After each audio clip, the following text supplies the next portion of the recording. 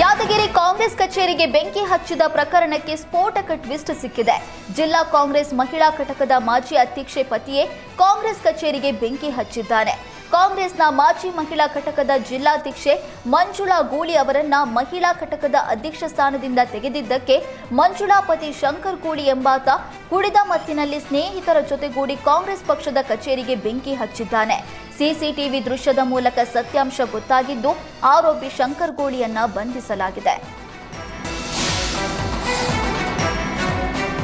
Real ಎಸ್ಟೇಟ್ಗಾಗಿ ರಾಮನಗರದ ಹೆಸರು ಬದಲಾವಣೆ ಮಾಡಲಾಗಿದೆ ಅಂತ ಬಿಜೆಪಿ ರಾಜ್ಯಾಧ್ಯಕ್ಷ ಬಿವೈ ವಿಜಯೇಂದ್ರ ಕಿಡಿಕಾರಿದ್ದಾರೆ. ರಾಮ ಅಂತ ಹೆಸರು ಇರೋದು ಸರ್ಕಾರಕ್ಕೆ ಅಲರ್ಜಿ ತರಿಸಿದೆ. ಯಾರೆಲ್ಲಿ ಅಲ್ಲಿ ಎಷ್ಟೆಷ್ಟು ಸೈಟ್ ಮಾಡಿದ್ದಾರೆ ಅನ್ನೋದು ಮೊದಲು ಗೊತ್ತಾಗಬೇಕು. ಆ ನಂತರ ಹೆಸರು ಬದಲಾವಣೆಯ ಅಸಲಿ ಕತೆ ಸ್ಪಷ್ಟವಾಗುತ್ತೆ. ಹೆಸರು ಬದಲಾವಣೆ ಮಾಡಿದ ಕೂಡಲೇ ದಿಢೀರ್ ಬದಲಾವಣೆ ಆಗ್ಬಿಡುತ್ತಾ? ಸಿದ್ದರಾಮಯ್ಯ ಏನು ರಾಜ್ಯದ ಮುಖ್ಯಮಂತ್ರಿಯಾ ಅಥವಾ ಬೆಂಗಳೂರಿನ ಮುಖ್ಯಮಂತ್ರಿಯಾ? ಡಿಕೆ ಶಿವಕುಮಾರ್ ಹೇಗೆ ಒಬ್ಬರೇ ಇದರ ನಿರ್ಧಾರವನ್ನ ತೆಗೆದುಕೊಳ್ತಾರೆ? ಇದರ ಹಿಂದೆ ರಿಯಲ್ ಎಸ್ಟೇಟ್ ಮಾಫಿಯಾ ಇದೆ ಅಂತ ಗುಡುಗಿದ್ರು. 18 ಬಿಜೆಪಿ ಶಾಸಕರ ಅಮಾನತು ವಾಪಸ್ ಪಡೆಯುವ ಬಗ್ಗೆ ನಿರ್ಧಾರ ತೆಗೆದುಕೊಳ್ಳಲಾಗಿದೆ ಅಂತ ಸ್ಪೀಕರ್ ಯುಟಿ ಖಾದರ್ ಹೇಳಿದ್ದಾರೆ. ಇಂದು ಸಂಜೆ ಸಿಎಂ ಹಾಗೂ ವಿಪಕ್ಷ ನಾಯಕರ ಜೊತೆ ಸಭೆ ನಡೆಯಲಿದೆ. ಸಭೆಯಲ್ಲಿ ಚರ್ಚಿಸಿ ಸಸ್ಪೆಂಡ್ ವಾಪಸ್ಗೆ ಅಧಿಕೃತ ನಿರ್ಧಾರ ಮಾಡಲಾಗುತ್ತೆ ಅಂತ ಹೇಳಿದ್ರು. ಶಾಸಕರನ್ನ 6 ತಿಂಗಳುಗಳ ಕಾಲ ಅಮಾನತು ಮಾಡಿರೋದ್ರಿಂದ ಅಮಾನತು ಶಾಸಕರು ಸುಪ್ರೀಂ ಮೆಟ್ಟಿಲೇರಿದ್ದಾರೆ. ಹೀಗಾಗಿ ಬಿಜೆಪಿ ಶಾಸಕರ ಅಮಾನತು ರದ್ದು ಮಾಡಲು ಸ್ಪೀಕರ್ ಮನಸ್ಸು ಮಾಡಿದ್ದಾರೆ ಎನ್ನಲಾಗ್ತಾ ಇದ್ದು, ಈ ಬಗ್ಗೆ ಸಿಎಂ ಜೊತೆ ಚರ್ಚೆ ನಡೆಸಲಿದ್ದಾರೆ. ಜೂನ್ ತಿಂಗಳಲ್ಲಿ ಒಳ ಮೀಸಲಾತಿ ಘೋಷಣೆಯಾಗುವ ವಿಶ್ವಾಸವಿದೆ ಅಂತ ಮಾಜಿ ಸಚಿವ ಎಚ್ ಆಂಜನೇಯ ಹೇಳಿದ್ದಾರೆ. ಕೆಲವರು ಬೇಡ ಜಂಗಮರು ಜಾತಿ ಗಣತಿ ಲಾಭ ಪಡೆಯೋದಕ್ಕೆ ಯತ್ನ ಮಾಡ್ತಿದ್ದಾರೆ.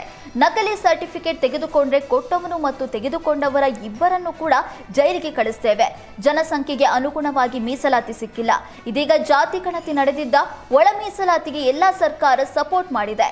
35 ವರ್ಷದಲ್ಲಿ ಮೀಸಲಾತಿ ಪಡೆಯೋದಕ್ಕಾಗಿ ನಮ್ಮ ಹೋರಾಟ ನಡೀತಾ ಇದೆ ಅಂತ ಹೇಳಿದರು. ಕರ್ನಾಟಕದಲ್ಲಿ ಮತ್ತೊಮ್ಮೆ ಕೊರೋನಾ ಆತಂಕ ಹೆಚ್ಚಾಗ್ತಾ ಇದೆ. ರಾಜ್ಯದಲ್ಲಿ ಮತ್ತೆ ಕೋವಿಡ್ ಸೋಂಕಿತರ ಸಂಖ್ಯೆ ಏರ್ತಾ ಇದ್ದು, ಈಗಾಗಲೇ ಆಕ್ಟಿವ್ ಕೇಸ್ಗಳ ಸಂಖ್ಯೆ 38ಕ್ಕೆ ತಲುಪಿದೆ. ಈ ನಡುವೆ ಬೆಂಗಳೂರಿನಲ್ಲಿ ಮತ್ತೆ ಇಬ್ಬರಿಗೆ ಕೋವಿಡ್ ಪಾಸಿಟಿವ್ ಕಾಣಿಸಿಕೊಂಡಿದೆ. ಮಲ್ಲೇಶ್ವರಂನ 45 ವರ್ಷದ ವ್ಯಕ್ತಿ ಹಾಗೂ ರಾಜಾಜಿನಗರದ 38 ವರ್ಷದ ವ್ಯಕ್ತಿಗೆ ಕೊರೋನಾ ಸೋಂಕು ದೃಢವಾಗಿದೆ. ಯಾವುದೇ ಟ್ರಾವೆಲ್ ಹಿಸ್ಟರಿ ಇಲ್ಲದ ಇಬ್ಬರಿಗೂ ಕೋವಿಡ್ ಕಾಣಿಸಿಕೊಂಡಿದ್ದು ಹೋಮ್ ಐಸೋಲೇಷನ್ನಲ್ಲಿ ಇರಿಸಲಾಗಿದೆ.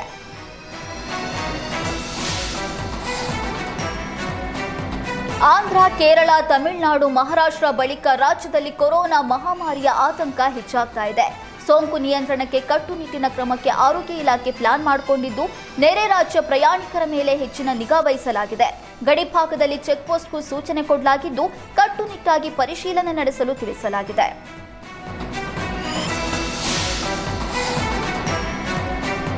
ಮೇ 28ರಿಂದ ಶಾಲಾ ಕಾಲೇಜುಗಳು ಪುನಾರಂಭ ಆಗ್ತಿದೆ. ಪೋಷಕರಿಗೆ ಶಾಲೆಗಳಿಂದ ಕೊರೋನಾ ಬಗ್ಗೆ ಮಾಹಿತಿ ನೀಡಲಾಗ್ತಿದೆ. ಈ ಬಗ್ಗೆ ಕೃಪಾ ಅಧ್ಯಕ್ಷ ಲೋಕೇಶ್ ತಾಳಿಕಟ್ಟೆ ಮಾತನಾಡಿದ್ದು, ಮೇ 28ರಿಂದ ಶಾಲೆಗಳು ಆರಂಭವಾಗ್ತಾ ಇರೋದ್ರಿಂದ ಶಾಲೆಗಳಿಗೆ ಕೋವಿಡ್ ಮಾರ್ಗಸೂಚಿಯನ್ನ ಪಾಲಿಸೋದಕ್ಕೆ ಸೂಚನೆ ಕೊಟ್ಟಿದ್ದೇವೆ. ಶಾಲೆಗೆ ಬರುವ ಮಕ್ಕಳು, ಶಿಕ್ಷಕರು, ಸಿಬ್ಬಂದಿಗಳು ಕಡ್ಡಾಯವಾಗಿ ಮಾಸ್ಕ್ ಧರಿಸುವಂತೆ ಶಾಲೆಗಳಿಂದ ಸೂಚನೆ ಕೊಡಲಾಗಿದೆ. ಕೋವಿಡ್ ಬಗ್ಗೆ ಈಗಾಗಲೇ ಮುಂಜಾಗೃತಾ ಕ್ರಮಗಳನ್ನು ತೆಗೆದುಕೊಂಡಿದ್ದೇವೆ ಅಂತ ಹೇಳಿದರು.